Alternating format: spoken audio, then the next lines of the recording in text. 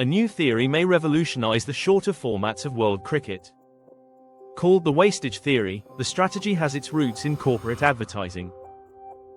The key part of this strategy does three main things: gets rid of the consolidation phase in cricket, does away with the hierarchical system of batting, and maximizes all available cricket resources. This is how it works. In many T20 and ODI games, when wickets are lost in the top order, teams enter a phase of consolidation. They reset their goals and generally slow the pace and reduce the taking of risks to allow for another partnership to develop. This, however, is counterproductive because these are limited overs games and a team has limited inventory. In other words, a team is using up inventory, balls, to reduce risk. Often this consolidation affects a team's top or middle order. Again, this is contradictory because consolidation is taking place despite there being further resources available, the bottom order. So, what happens when one consolidates an innings? It slows the pace of run scoring, allowing a batsman to get in. If by chance, another wicket falls, another phase of consolidation occurs with further slowdowns. These phases do two things: prevent batsmen from playing their natural run scoring games, and they reduce a team's overall spirit and confidence. Disruption. So, how do we maximize on a cricket team's resources and inventory in these situations? This can be done by managing the inventory. These are the players and the available overs.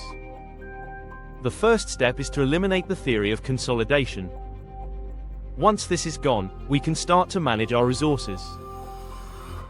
The way to do this is to dispose of the old cricket tradition of arranging your batting order in descending order, in other words, using your best players first, followed by the less proficient players.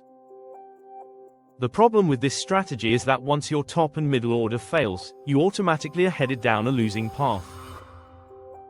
All of a sudden your bottom order will have to consolidate. To do this, they have to perform like proficient batsmen.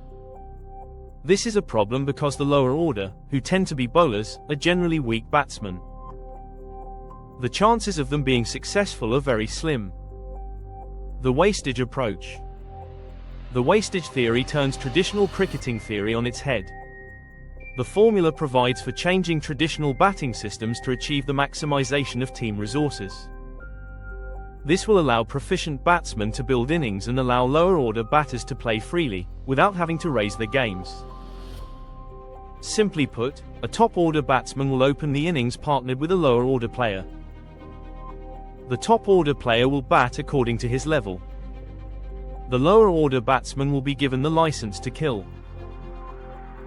He can throw his bat at the ball like the way West Indian player Sunil Narine does. This will in fact serve another purpose. It will disrupt the bowling team.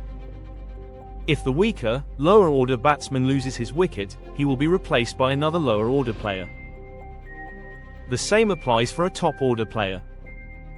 Doing this will allow a team to maintain a steady, uninterrupted scoring momentum and maximize their resources. It will eliminate any consolidation phase, making a lower order batsman to play 2 levels above par, and forcing a top order batsman to curtail his natural flair. Way forward. This theory is a team strategy as opposed to an individual one, something that cricket seems to revel in. So, expect resistance from traditionalists, many of whom were top order batsmen. Ultimately, this process is logical and simple and is geared to allow for all resources to be maximized. All players can play their natural games, eliminating the psychological interruptions and self-imposed pressure. Intellectual property. Note, there have been other attempts to mix the batting order. The Sri Lankans utilized the pinch hitter theory effectively in previous World Cups. No one, however, has totally disrupted the traditional batting order approach in the way the wastage theory proposes. This theory therefore ventures into new territory. It will take guts to change old thinking. It will be a game changer. Try it, it could adjust the way you play cricket forever.